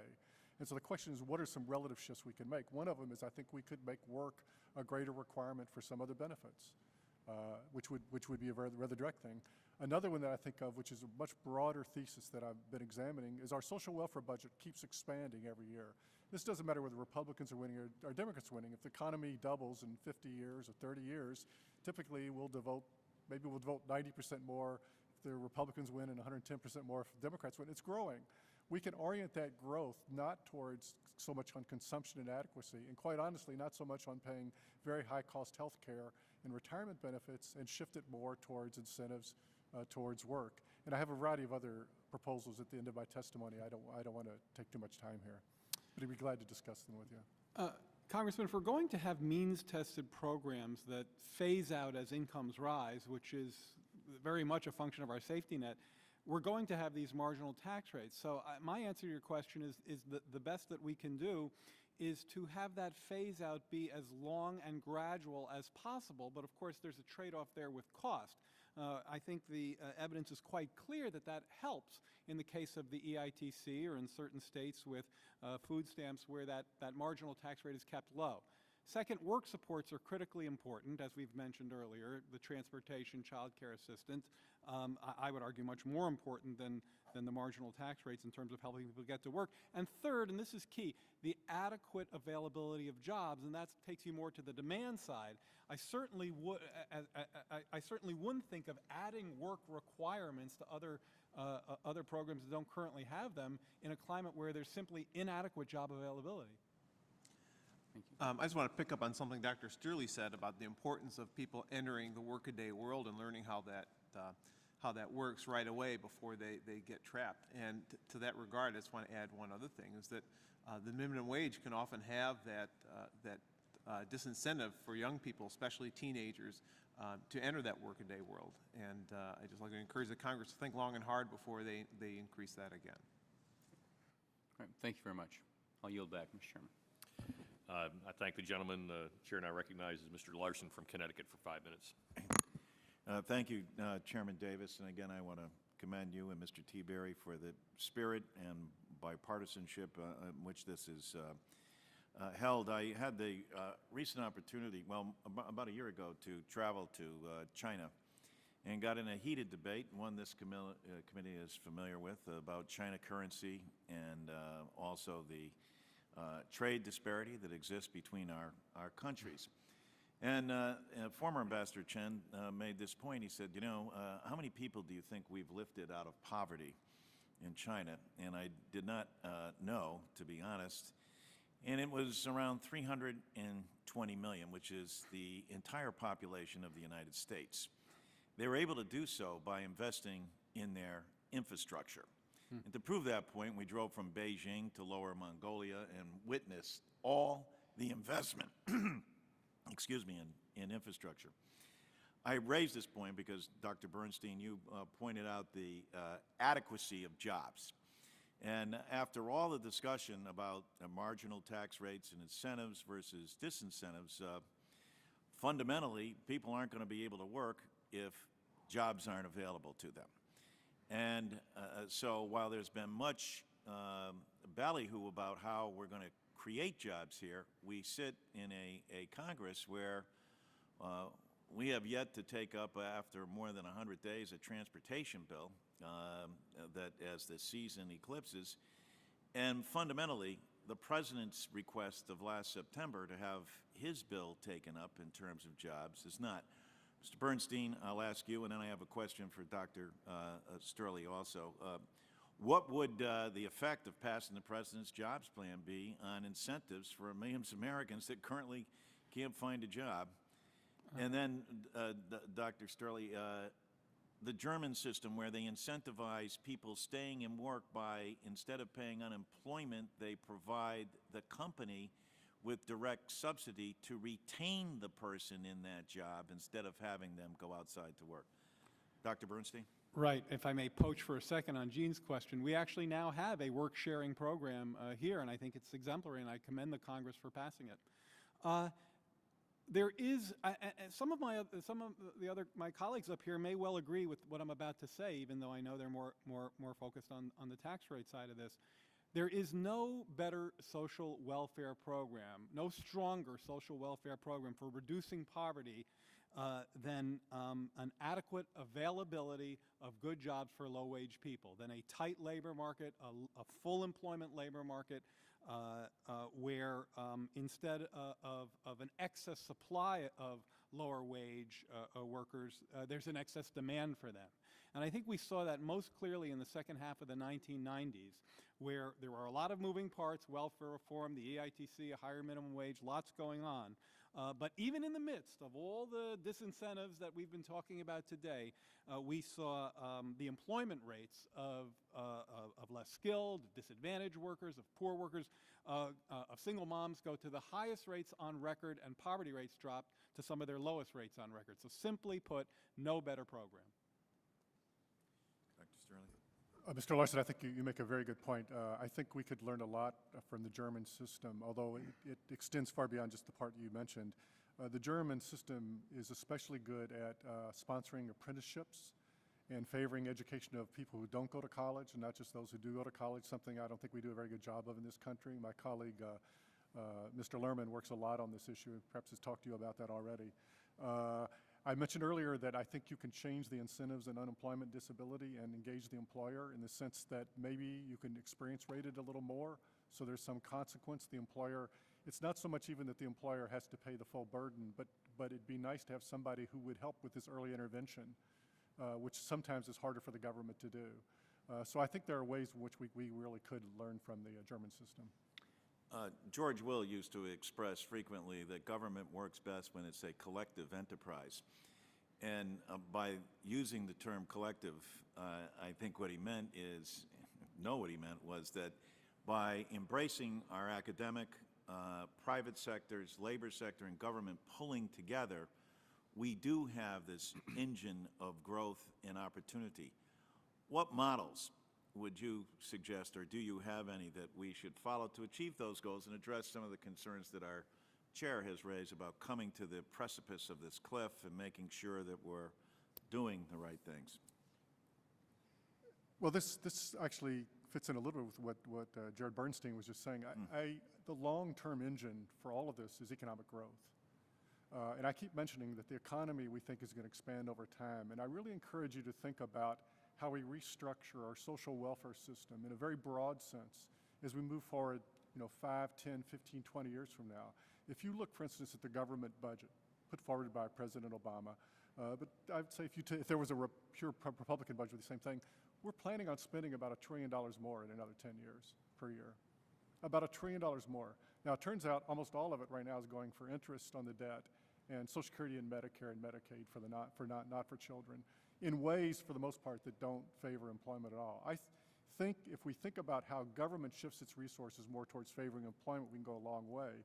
And then the other advantage you get is if we get it, if you get the economic growth, then the relative wage from working starts growing and growing relative to just a sort of a subsidy from the government. So you can affect, well, here we're sort of talking about is marginal tax rates, but it's the relative hurdle. At what point is going to work and engaging in the market? Do you agree with Dr. better off than going Stiglitz to that the war cost of some $3 trillion and having The two gentleman's wars time has expired.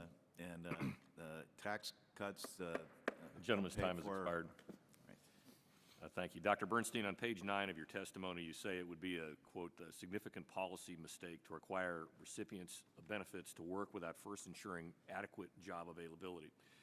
This is exactly the same argument that some made against welfare reform in the 1990s, that it was wrong to require work without guaranteeing, quote, adequate job availability, close quote, for everyone.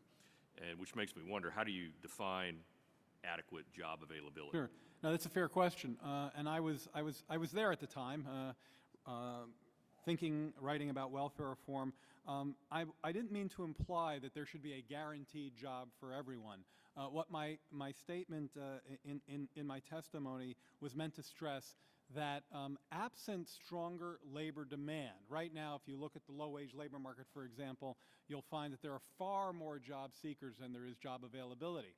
Obviously, that's partly a function of the recession, but even in a stronger economy, when the business cycle is expanding, the low-wage labor market is often characterized by excess supply and not enough jobs.